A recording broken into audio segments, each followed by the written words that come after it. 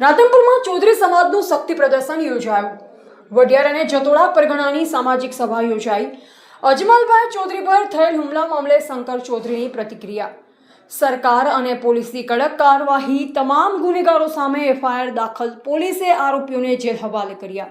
ન્યાય માટે 10 સભ્યોની કમિટીની રચના। પીડિતોને પૂરતો ન્યાય અપાવવા સમાજના આગેવાનોની 10 સભ્યોની કમિટી બનાવાઈ। કમિટીના નિર્ણય મુજબ થશે આગળની કાર્યવાહી। રેલી કે આંદોલન ન કરવા સમાજની અપીલ। હાલ કોઈ પણ રેલી, વિરોધ કે આંદોલનમાં જોડાવું નહીં તેમ શંકર ચૌધરી જણાવી રહ્યા છે। સમાજના આગેવાનો બેઠક દ્વારા લેશે આગળનો નિર્ણય। સોશિયલ મીડિયા પર વાયરલ થતા વિડીયો અને અફવાઓ પર વિશ્વાસ ન કરવા અને વિવેક બુદ્ધિથી કામ લેવા અપીલ। વધુ અપડેટ્સ માટે જોડાયેલા રહો સાંતલપુર સોમાન સાથે। જે મદદ રાજ્ય સરકારે કરી એની પણ જાણકારી બધાએ આગેવાનોએ આપી કે ભાઈ આ કેસની અંદર ગુનેગારોને પકડીને એને પાસામાં મૂક્યા, એ પણ જાણકારી આપી। બાકી એના ઉપર એફઆઈઆર કરી, એ પણ જાણકારી બધાએ સમાજના આગેવાનોએ વાત કરી આપી। અને હજુ પણ એને પૂરતો ન્યાય મળે એના માટે સમાજના 10 આગેવાનોની એક કમિટી બની અને કમિટી જે નિર્ણય કરીને આપે એ પ્રમાણે, અને કોઈએ રેલી કે એની અંદર જોડાવવું નહીં એવો આ સમાજે અહીંયા આગળ વઢિયાર અને જતોડા પરગણાના સમાજે નિર્ણય કર્યો છે સામૂહિક રીતે। અને સમાજને એમને હજુ વધારે ન્યાય કઈ રીતે મળે એ બાબતે સમાજના આગેવાનો બેસીને એ સાંજ સુધીમાં નક્કી કરશે। હા, કોઈ પણ ઘટના બનતી હોય તો કેટલાક લોકો મદદ કરે અને કેટલાક માત્ર વિડીયા બનાવીને મૂકે। મદદ કરવાવાળા મદદ કર્યા કરે અને જેને વિડીયા બનાવીને મૂકવા છે એ લોકો વિડીયા બનાવીને મૂક્યા કરે। સોશિયલ મીડિયાની અંદર બધાએ જેટલું મૂકે છે એટલું બધું સાચું નથી હોતું। એની મર્યાદા સાચવીને બધાએ આકલન બિટવીન ધ લાઇન બધાએ સમજવું પડે। અચ્છા, આવનારા સમયના અંદર જે ગાંધીનગરમાં સભા કરવાની હતી આજે સમાજની બેઠક મળી હતી, કયા મુદ્દાઓને લઈને બેઠક મળી? હું ભવનભાઈ ચૌધરી, પ્રમુખ શ્રી અખિલ આંજણા કેળવણી મંડળ રાધનપુર। આજરોજ અમારી 28મી સાધારણ સભા મળેલ, જે સાધારણ સભામાં અમારું સમાજનું ગૌરવ એવા માનનીય ગુજરાત વિધાનસભાના અધ્યક્ષ શ્રી શંકરભાઈ ચૌધરી સાહેબના અધ્યક્ષસ્થાને આજ મિટિંગ રાખવામાં આવેલી હતી।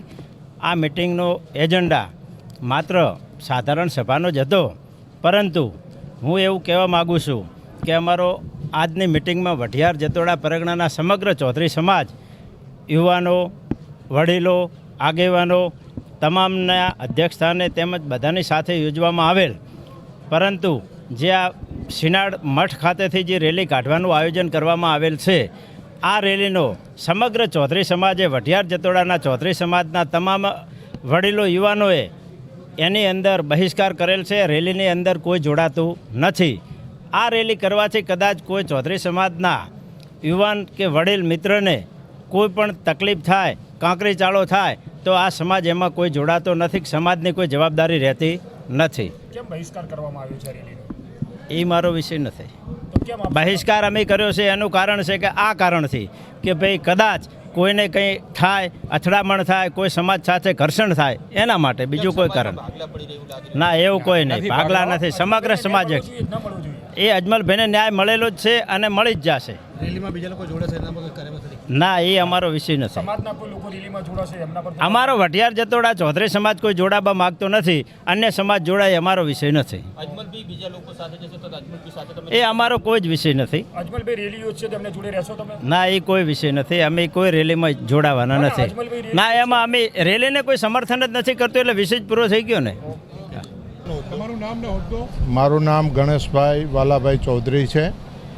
હું અમારા સમાજનો 3 ટર્મ પ્રમુખ રહેલો છું, અત્યારે પૂર્વ પ્રમુખ, અને હું આ સંસ્થામાં વર્ષોથી જોડાયેલો છું। બોલો। સામાજિક અગ્રણી અજમલભાઈને જે રીતના અન્યાય થયો હતો તેની લડાઈને લઈને અત્યારે જે સભા મળી હતી તેમાં શું નિર્ણય લેવામાં આવ્યો? અજમલભાઈને જે કંઈ પણ તકલીફ પડી હોય એમાં સમાજ એમની સાથે જ હતો, સમાજ એમની સાથે જ છે, અને સમાજના લીધે જ જે કંઈ પણ ગુનેગારોને કંઈ પણ તકલીફ પડી અથવા તો એમની જે ધરપકડ થઈ એમાં એ સમાજના સહયોગથી જ થયું છે।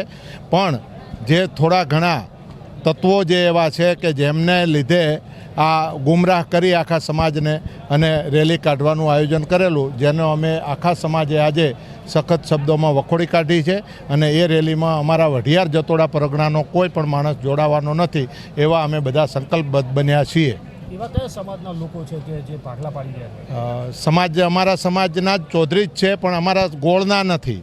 અમારા ગોળ બહારના લોકો છે, જે અમારા દરેક સમાજના ગોળ હોય છે. એમાં અમારો આ વઢિયાર જતોડા 72 ગામનો સમાજ છે, એમાંના એ લોકો નથી, પણ બહારના આવી અને હેન્ડલ કરી અને પોતાના રોટલા રાજકીય રીતે શેકવા અથવા કોઈ બીજો હેતુ હોય એ કારણોસર આ મુદ્દાને ચગાવી અને સતત વિડીયા બનાવી અને એના પ્રયત્નો કરી રહેલા છે.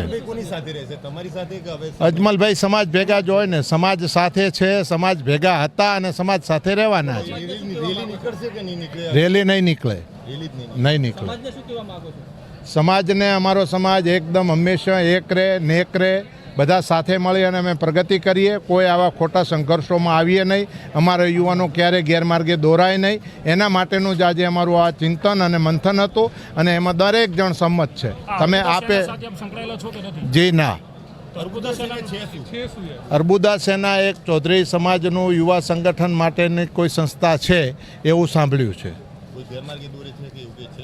એવું તો એ લોકો કંઈ ગેરમાર્ગે દોરે નહીં, પણ જે સંગઠનોનો ઉપયોગ કોઈને પણ દબાવવા માટે થતો હોય તો અમે એના માટેના સખત વિરોધી છીએ. અજમલભાઈને ન્યાય મળ્યો કે નથી મળ્યો? અજમલભાઈને ન્યાય મળ્યો જ છે. અમે તો જોઈએ છીએ કે 4 જણને જો પાસામાં પૂર્યા હોય, તમે આજે ગુજરાતની અંદર આવા કેટલાય કિસ્સાઓ બને છે, અપહરણો થાય, મારપીટ થાય, તો આ તો એક ખાલી જે પણ અમારા સમાજના વડીલનું જે અપમાન થયું એના માટે થઈ અને આટલો મોટો ન્યાય તો મળ્યો જ છે અને હજી કાર્યવાહી ચાલુ છે ને ક્યાં અમે એ પણ થશે, એ પણ થશે, પણ સમાજની એકતાની સાથે રહીને થશે, ગાંધી ચિંધ્યા માર્ગે થશે. કોઈ આક્રોશ કે કોઈ એના માટેના પગલાં લઈ અને મારા યુવાનો ગેરમાર્ગે ન દોરાય એના માટેનું અમારું આજનું મંથન હતું. ખરેખર તો સંતોને આવું શોભે નહીં, આવું હું સ્પષ્ટપણે માનું છું. સંત એ હોય કે જે બીજા માટે જીવતા હોય. સંત, સરોવર, તરુ આવી આપણે બધી વાર્તાઓ સાંભળી છે. એ બીજાના પરોપકાર કાજે જન્મેલા હોય.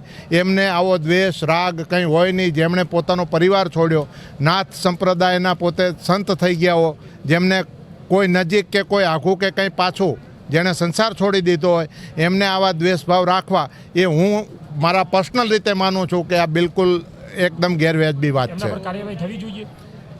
જો ગુનેગાર હશે તો 100% થવી જોઈએ.